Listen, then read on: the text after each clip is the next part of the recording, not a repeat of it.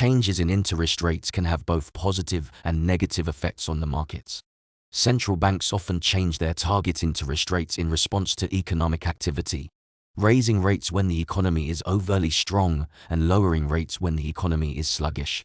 In the US, the Federal Reserve Board is responsible for setting the target interest rate at which banks borrow and lend money to one another, known as the federal funds rate, and this has a ripple effect across the entire economy.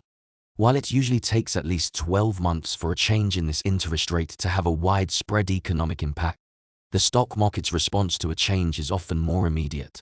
In addition to the federal funds rate, the Federal Reserve also sets the discount rate, or the interest rate the Fed itself charges banks that borrow from it directly. This rate tends to be higher than the target federal funds rate. Understanding the relationship between interest rates and the stock market can help investors understand how changes may impact their investments. They can also be better prepared to make better financial decisions. When central banks like the Fed change interest rates, it has a ripple effect throughout the broader economy, affecting both stock and bond markets in different ways.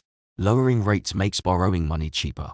This encourages consumer and business spending and investment and can boost asset prices. Lowering rates, however, can also lead to problems such as inflation and liquidity traps, which undermine the effectiveness of low rates. Higher interest rates tend to negatively affect earnings and stock prices, except in the financial sector.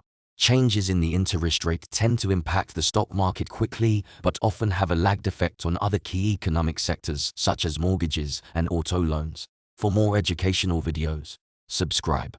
And as always, take care of your money.